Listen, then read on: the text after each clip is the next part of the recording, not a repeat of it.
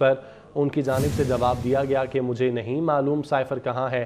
بانی P T I کے جواب کے بعد عدالت نے یہ فیصلہ سنا دیا ہے۔ شاہ محمود قریشی کا 342 کا بیان ریکارڈ ہوئے بغیر یہ سزا سنائی گئی ہے۔ دونوں ملزمان کو 10 سال قید کی سزا سنائی گئی ہے سائفر کیس میں، اور خصوصی عدالت کے جج ابوالحسنات ذوالقرنین کی جانب سے فیصلہ سنایا گیا ہے۔ بانی پی ٹی آئی اور شاہ محمود قریشی کو 10 سال سزا سنائی گئی ہے۔ عدالت کی جانب سے یہ سوال بھی پوچھا گیا کہ خان صاحب سائفر کہاں ہے، جس پر بانی پی ٹی آئی نے جواب دیا کہ مجھے نہیں معلوم سائفر کہاں ہے۔ بانی پی ٹی آئی کے جواب کے بعد عدالت کی جانب سے یہ فیصلہ سنایا گیا ہے۔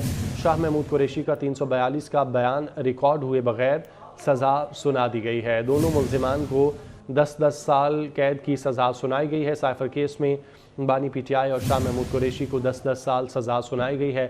خصوصی عدالت کے جج ابوالحسنات ذوالقرنین نے یہ فیصلہ سنایا ہے، جبکہ بانی پی ٹی آئی کے 342 کے بیان کے بعد جج نے بانی پی ٹی آئی سے سوال پوچھا کہ خان صاحب سائفر کہاں ہے، جس پر انہوں نے کہا کہ مجھے نہیں معلوم، جس کے بعد یہ فیصلہ سنایا گیا ہے۔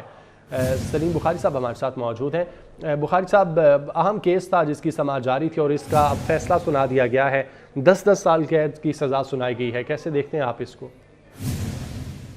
کہ یہ جس طرح کا رویہ ہم دیکھ رہے تھے شاہ محمود قریشی صاحب کی طرف سے اور عمران خان صاحب کی طرف سے، تو لگ رہا تھا یہ کہ وہ اب شاید انٹرسٹڈ نہیں ہے اپنا کیس یعنی پلیڈ کرنے میں۔ یہی وجہ تھی کہ کورٹ نے پھر اسٹیٹ کاؤنسل مقرر کر دیے تھے، لیکن ان کے ساتھ بھی ان کا رویہ جو ہے اس کی بھی اطلاعات کچھ عجیب و غریب قسم کی تھی۔ کہیں فائلیں اٹھا کے پھینکی جا رہی ہیں، کہیں بدتمیزی کی جا رہی ہے۔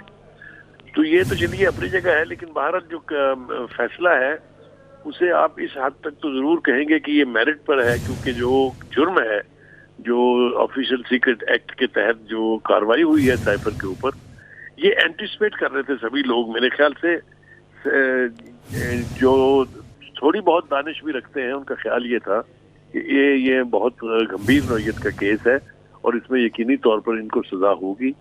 تو میرے خیال سے اب اس کے اوپر کس طرح سے ریئیکٹ کیا جائے وہ تو ابھی جب تفصیل کا فیصلہ آئے گا اس کے بعد ہی طے ہوگا، لیکن اپیرنٹلی یہ لگ رہا ہے کہ جس طرح توقع تھی کہ یہ گمبھیر نوعیت کا کیس ہے، 2-3 کیسز اور بھی ہیں، لیکن خیال یہ تھا کہ یہ سب سے زیادہ یعنی خوفناک مقدمہ ہے، تو اس میں یہ سزا جو ہے سنا دی گئی ہے۔ اب اس کے اوپر ابھی تو ان کے پاس اپیل کا حق ہے، اب دیکھتے ہیں کیسے ہوتا ہے۔ جہاں تک ٹرائل کورٹ کا تعلق ہے، ٹرائل کورٹ نے تو ان کو سزا دے دی ہے، جو ٹرائل کورٹ کے لیول تک بالکل حتمی ہے۔ اب اپیلوں کا سلسلہ جو ہے وہ چلتا رہے گا، لیکن جن بنیادوں پر یہ سزا دی گئی ہے ان کو وہ میرے خیال سے اگر اس کے اوپر غور کیا جائے تو وہ بڑی ٹھوس یعنی ریزنز ہیں۔ اب اپیلوں کے اندر کیا ہوگا یہ تو بعد میں دیکھا جائے گا، لیکن فی الحال جو توقع تھی اس کے عین مطابق ان کو سزا ہو گئی ہے۔ اب وہ ان کی پارٹی کیسے ریئیکٹ کرتی ہے، وہ خود کیسے ریئیکٹ کرتے ہیں، وہ اپیل میں کتنی جلدی جائیں گے، یہ سارا کچھ جو ہے وہ آنے والے دنوں میں دیکھا جائے گا۔ جی اچھا بخاری صاحب، اپیلوں کا تو بعد میں دیکھا جائے گا، لیکن ایک اہم چیز یہ ہے کہ بانی پی ٹی آئی ابھی تک یہ نہیں بتا سکے کہ سائفر ہے کہاں پر، ان سے گم ہو گیا۔ ایک عام ترین ڈاکومنٹس کیسے ایک سابق وزیر اعظم گم کر سکتا ہے جو تب وزیر اعظم تھے؟ اس متعلق وہ ابھی تک جواب نہیں دے سکے۔ دیکھیے گزارش یہ ہے کہ پہلی بات تو یہ کہ ابتدا سے غلطی یہ ہے کہ کوئی بھی پرائم منسٹر اپنے قبضے میں نہیں رکھ سکتا اس سائفر کو، یہ اصول کے مطابق واپس بھیجنا ہوتا ہے۔ اور دوسری بات یہ ہے کہ وہ ریکارڈ پر ہے کہ وہ انہوں نے کہا کہ یعنی ان کے خلاف گواہیاں بھی آئی کہ وہ اس کو لے گئے تھے، یہ ڈاکومنٹ ان کے پاس تھا، انہوں نے ایک پبلک ریلی میں، چاہے وہ اب اسے کہہ دیں کہ وہ سفید کاغذ تھا، لیکن لہرا کے کہا تھا کہ یہ ہے وہ سائفر۔ پھر اس کے بعد انہوں نے کہا کہ جی وہ تو مجھ سے کہیں گم ہو گیا ہے۔ پھر وہ گم ہونے کے بعد ایک اور خوفناک کام ہوا، وہ یہ کہ امریکہ کی ایک ویب سائٹ ہے انٹرسیپٹ، وہ وہاں پر اس کا متن سارا چھپ جاتا ہے۔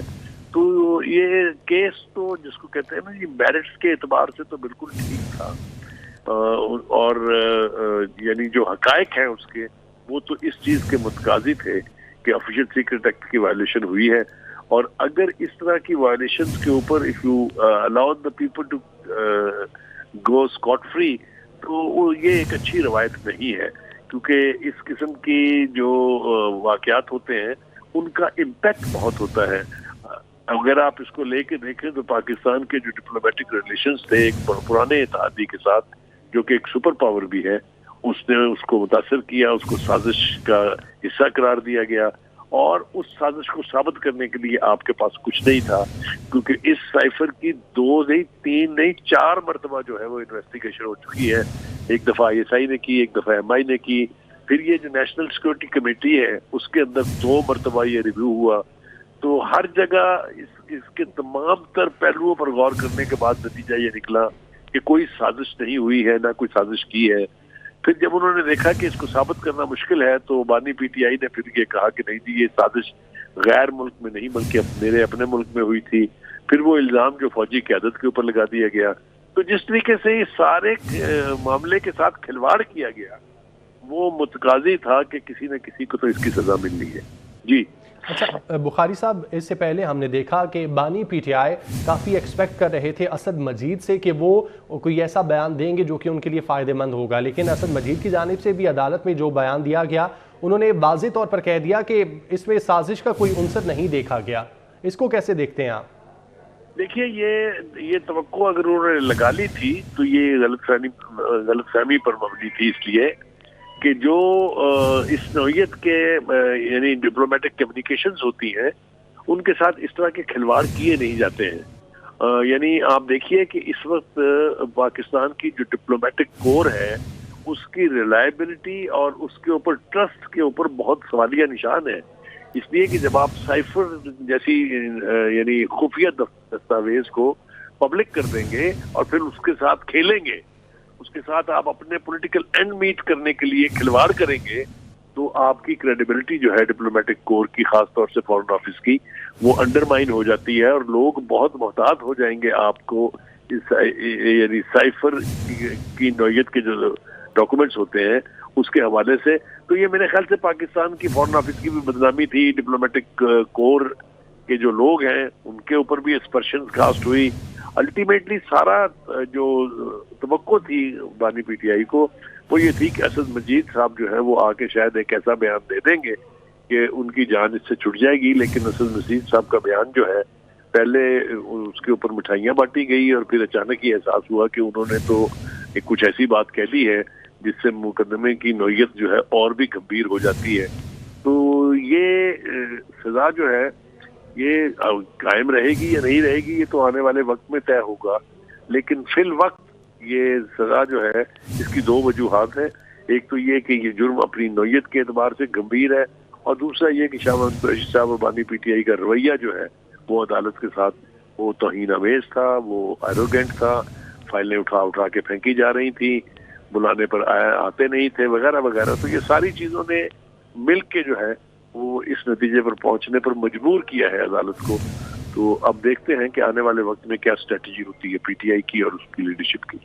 اچھا بخاری صاحب، پہلے پاکستان تحریک انصاف سے سیمبل لے لیا گیا تھا، ان کا جو انتخابی نشان تھا وہ لے لیا گیا. اب یہ فیصلہ الیکشن پر جو ان کے آزاد امیدوار لڑ رہے ہیں الیکشن پر کتنا اور ووٹرز پر کتنا اثر انداز ہوگا؟ دیکھیے گزارش یہ ہے کہ لیڈرشپ کی ٹاپ لیڈرشپ کے اوپر جب اس قسم کے فیصلے آتے ہیں، اس قسم کی سزا ان کو ملتی ہے تو اس کا نیگیٹو ایفیکٹ تو نیچے آتا ہے یقینی طور پر. جب سے خان صاحب جیل گئے تھے اس کے بعد سے آپ نے دیکھا ان کی پارٹی کا حال کیا ہے. جو الیکٹیبلز تھے، جو پرومیننٹ فگرز تھے، وہ تو پارٹی چھوڑ کے یا اپنے گروپ بنا لیے یا دوسری پارٹیوں میں چلے گئے. پارٹی کے اوپر جو ہے وہ بجائے اس کے کہ پولیٹیکل ایلیمنٹس جو ہے وہ پرویل کرتا، وہاں پر وکلاء نے آ کے وہ جس کو کہتے ہیں یعنی ہیجمنی اپنی جو ہے وہ قائم کر لی ہے. آپ دیکھیں کہ بانی PTI صاحب جو ہے وہ بھی خود کہتے ہیں کہ جی میں 70 سے 80% تک ٹکٹیں جو ہے وہ وکلاء کو دوں گا. تو وکلاء مقدمے تو لڑ سکتے ہیں لیکن ان کا ووٹر کے ساتھ کنیکٹ نہیں ہوتا ہے. تو یہ اس طرح کے جب فیصلے ہوتے ہیں تو پھر آپ خود ہی سوچ لیں کہ پارٹی کا کیا بنے گا. پارٹی کے اوپر یقینی طور پہ اس کا بہت نیگیٹو اثر جائے گا اور ڈسکریج ہوگی پارٹی. اور الیکشن سو کلوز